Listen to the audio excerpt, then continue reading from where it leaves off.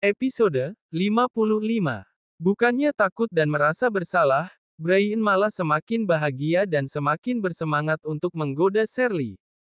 Sedangkan Shirley sendiri, ia segera memikirkan ide agar segera terbebas dari godaan Brian. Shirley pun menemukan cara yang tepat agar ia bisa bebas dari godaan tersebut. Yaitu, dengan mengalihkan pokok pembicaraan mereka pada awal semula. Brian, jangan banyak tingkah. Bukankah awalnya aku ingin bertanya sesuatu padamu?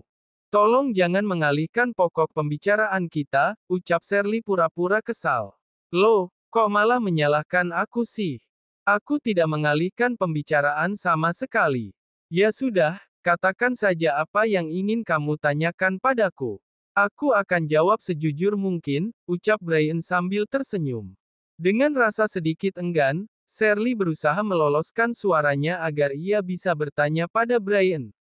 Aku ingin tahu, kenapa kamu kelihatannya begitu tidak suka pada Cynthia?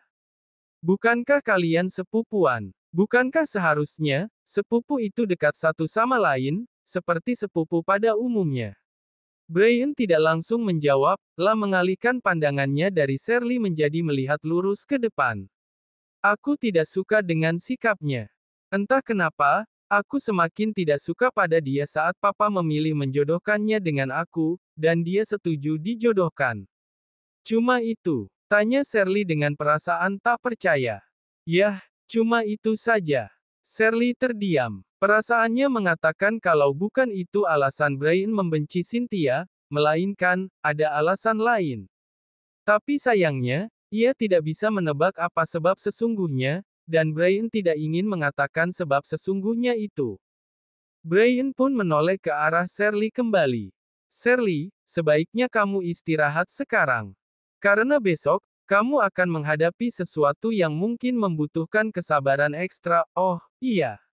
Shirley berucap singkat. Kemudian, langsung berbaring membelakangi Brian. Maaf Shirley, aku tidak bisa mengatakan hal yang sesungguhnya. Karena alasan itu tidak punya bukti. Makanya, aku tidak bisa mengatakan alasan itu padamu sekarang, kata Brian dalam hati sambil melihat punggung Shirley. Di kamarnya, Cynthia sedang membicarakan apa yang sudah terjadi barusan pada Davidson, langsung menghubungi Davidson setelah kembali ke kamarnya. Om harus datang dan lihat sendiri bagaimana sikap Kak Brian padaku, Om. Kak Brian sekarang makin menjadi-jadi saja. Dia semakin melupakan aku setelah punya istri, kata Cynthia sambil menangis. Tentunya, tangisan dengan air kata buaya. Maafkan Om, Cynthia. Ini adalah kesalahan yang paling Om sesali. Om tidak seharusnya mendatangkan perempuan itu ke dalam kehidupan Brian. Nasi sudah jadi bubur, Om David. Sekarang, yang bisa Om lakukan hanyalah memisahkan mereka dan secepatnya menikahkan aku dengan Kak Brian, Lia, Om tahu sayang. Tapi, kamu harus sabar ya. Tidak semudah itu untuk menyelesaikan masalah ini. Kita butuh waktu Cynthia. Sabar apanya Om? Cynthia udah sabar sejak lama. Sejak kapan tahun iho Om? Masa Cynthia harus sabar lagi sekarang? Apa Cynthia harus sabar sampai Kak Brian punya anak dengan perempuan itu? Sabar Cynthia. Kamu tenang saja, Om yakin kalau itu tidak akan pernah terjadi. Karena Om tahu bagaimana Brian. Om yakin kalau pernikahan mereka itu hanya sebatas sandiwara saja. Om selalu saja bilang sabar-sabar padaku. Om tidak tahu bagaimana perasaanku. Apa Om ingin aku sedih dan kecewa lagi dan lagi? Apa Om lupa dengan janji Om padaku sekarang? Apa aku harus mengulangi kembali janji itu agar ingat? Tidak sayang, tidak perlu. Om sepenuhnya masih mengingat dengan sangat baik janji Om padamu. Meskipun janji itu sudah berlalu 12 tahun yang lalu. Tapi Om masih mengingat janji itu dengan sangat baik. Ya sudah kalau gitu, jika Om masih mengingatnya, aku ingin Om menepati janji itu secepat mungkin. Jangan buat aku menunggu terlalu lama, Lia sayang, iya. Om akan tepati janji itu nanti. Om janji, secepatnya. Cynthia tersenyum menyeringai setelah sambungan telepon terputus, menatap layar ponsel dengan tatapan datar, kemudian semakin melebarkan senyum di bibirnya. Janji. Hehehe. Cynthia terkekeh sambil terus memikirkan apa yang Davidson katakan barusan. Tiba-tiba, pikiran Cynthia melayang mundur pada 12 tahun yang lalu. Saat di mana semua itu terjadi. 12 tahun yang lalu. Saat Cynthia baru berusia 8 tahun, Brian dan mamanya berangkat ke luar negeri untuk berlibur. Sedangkan Davidson, ia harus tinggal karena banyaknya pekerjaan yang harus ia selesaikan. Malangnya, 2 hari setelah keberangkatan Brian dan sang mama, Davidson mendadak demam tinggi sampai tidak sadarkan diri selama beberapa hari. Saat itulah, Davidson yang ditinggalkan oleh keluarga, sangat membutuhkan seseorang selain pembantu yang bekerja di rumahnya untuk merawat dan menemani dia yang sedang sakit. Saat itulah, seorang gadis kecil muncul sebagai penyelamat yang siap menemani dan melayani, mengisi kekosongan hari-hari Davidson.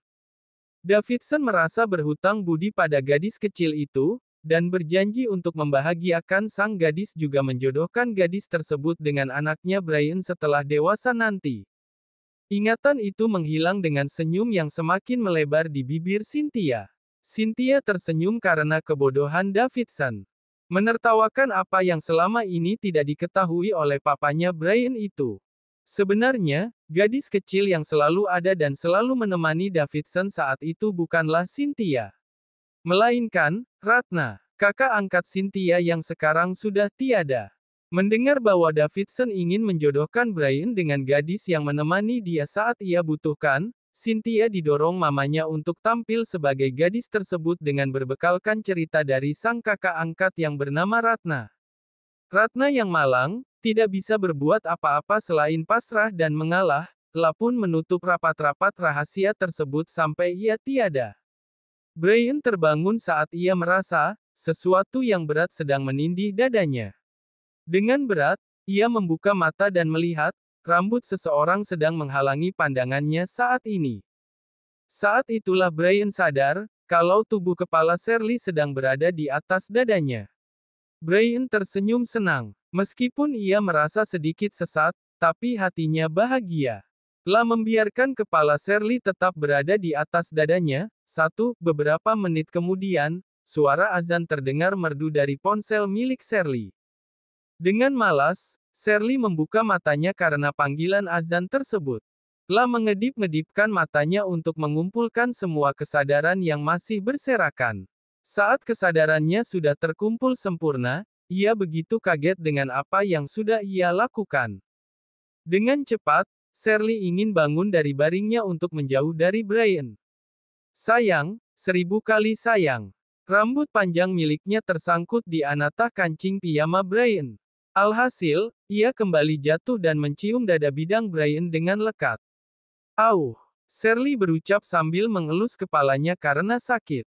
Brian tersenyum dan tidak bisa menahan diri untuk bergerak, yang awalnya pura-pura tidur, kini tertawa sampai tubuhnya bergerak. Bersambung.